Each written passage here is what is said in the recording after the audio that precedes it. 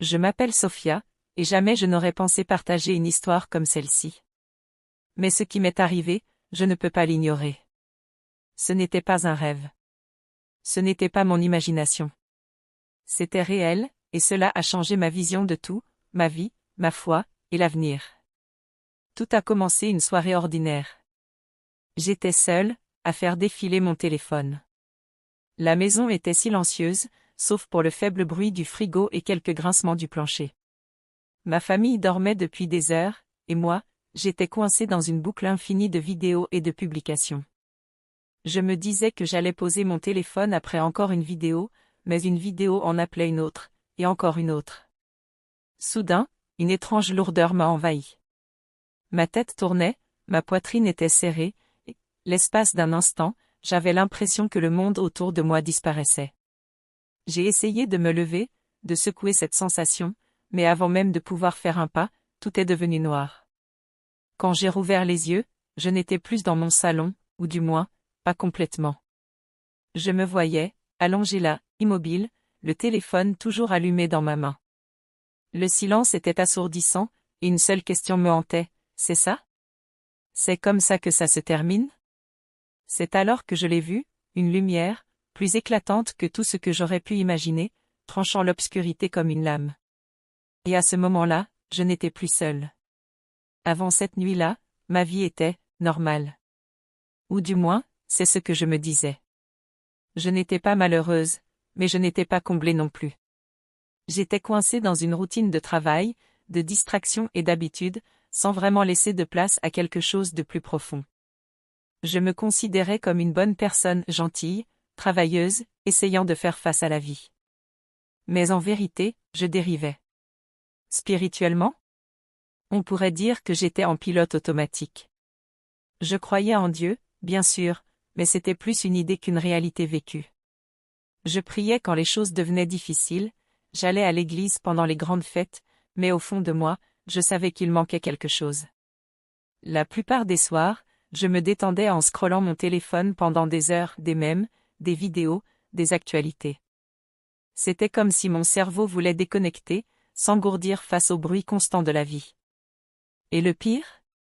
Ça marchait. Enfin, pendant un temps. Mais il y avait des moments de calme, où je ne pouvais pas ignorer le vide.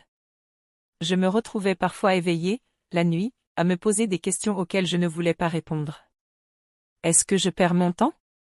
Est-ce que je vis pour quelque chose qui a vraiment de l'importance? C'était plus facile de repousser ces pensées que de les affronter. En y repensant, je crois que je savais que quelque chose devait changer.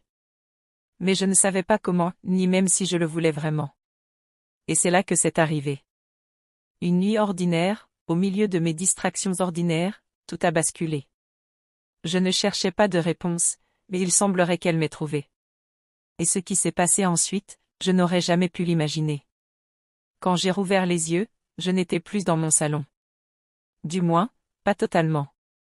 La pièce était familière, mais elle semblait, déformée, comme une ombre d'elle-même. L'air était lourd, chargé d'une énergie que je ne peux pas vraiment décrire. Et puis, je les ai remarqués, les écrans. Ils étaient partout flottant dans les airs, diffusant une lueur étrange. Des téléphones, des tablettes, des télévisions, tous vivants, avec des images vacillantes qui m'attiraient, même si elles me repoussaient en même temps. En regardant de plus près, j'ai vu des gens, non, des ombres de gens enchaînés par des chaînes qui brillaient d'une lumière étrange. Ces chaînes n'étaient pas juste en métal, elles semblaient vivantes, pulsantes, avec des mots gravés dessus, orgueil, envie, luxure, distraction. Chaque mot était comme un poids sur ma poitrine. J'avais du mal à respirer. J'ai essayé de les toucher, de les réveiller, mais c'était comme s'ils n'étaient pas complètement là. Ils étaient tellement absorbés par ce qu'ils regardaient, faisaient défiler, ou poursuivaient qu'ils ne me remarquaient même pas, ni les chaînes qui les tiraient plus profondément dans l'obscurité. Et puis je l'ai vu. Au début, je pensais que c'était un sauveur. Il avait l'air bienveillant, charismatique. Il y avait quelque chose de presque apaisant en lui. Mais à mesure qu'il s'approchait, j'ai senti l'air changer, et un frisson glacé m'a parcouru. Son sourire ne touchait pas ses yeux. Et ses yeux? Ses yeux étaient vides, comme un gouffre qui me fixait. Il a parlé, et sa voix était profonde, autoritaire, presque hypnotique. Il a dit, « Je suis ici pour apporter la paix. Pour vous unir. Pour vous sauver de vous-même. » Et pendant un moment, j'ai voulu le croire. Chaque partie de moi voulait lui faire confiance, le suivre. Mais quelque chose au fond de moi, quelque chose que je ne peux décrire que comme un murmure de Dieu, m'a averti, ce n'est pas la paix. C'est un mensonge. C'est là que j'ai compris. Il ne les libérait pas. Il les asservissait. Plus il se rendait à lui, plus les chaînes devenaient serrées.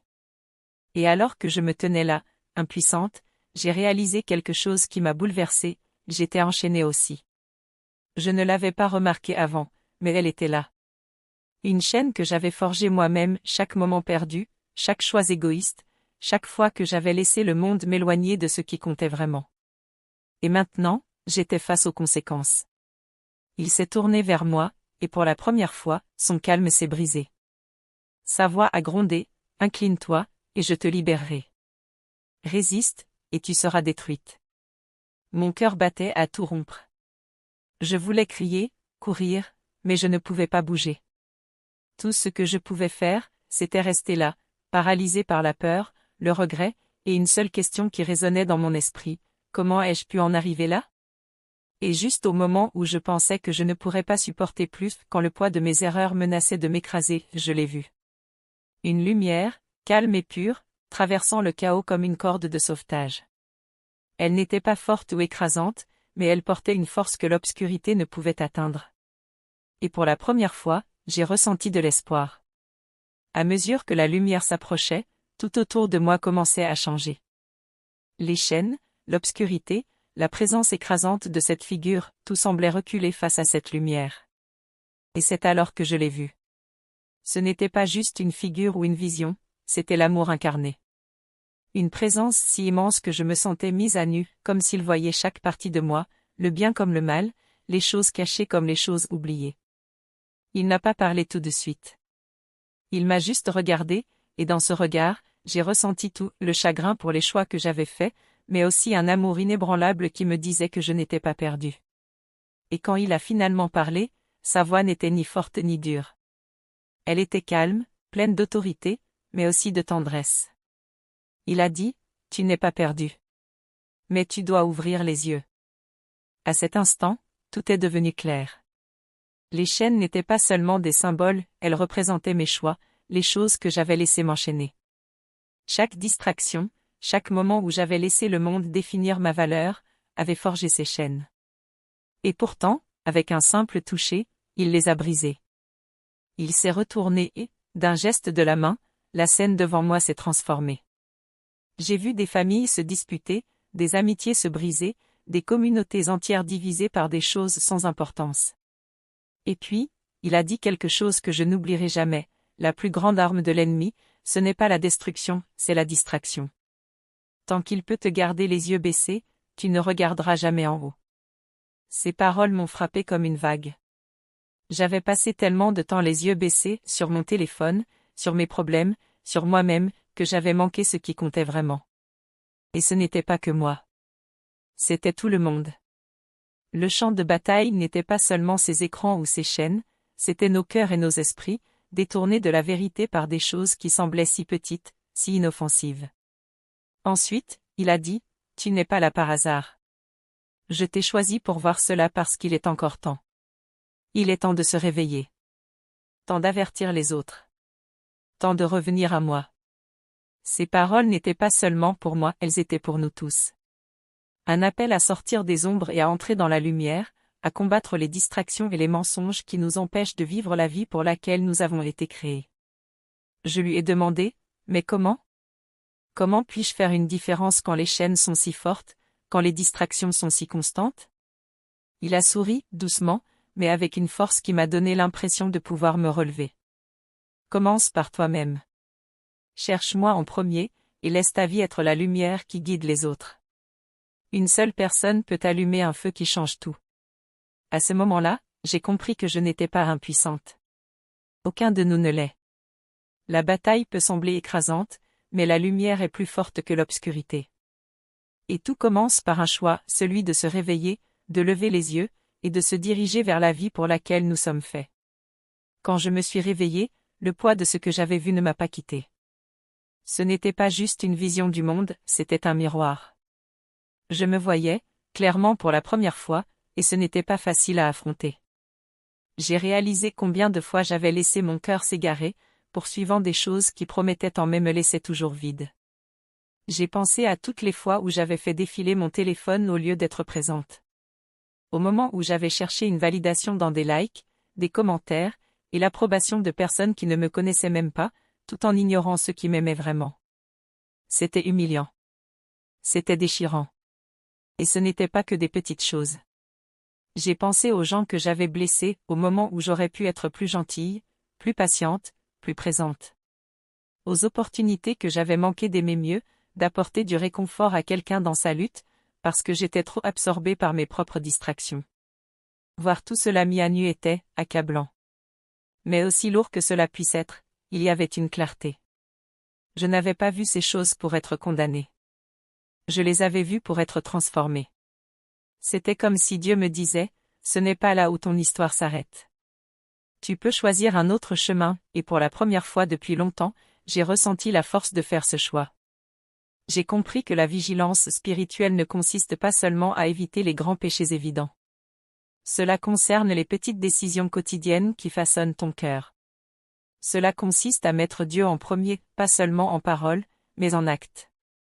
À cesser de laisser le monde dicter qui tu es, et à laisser Dieu te définir.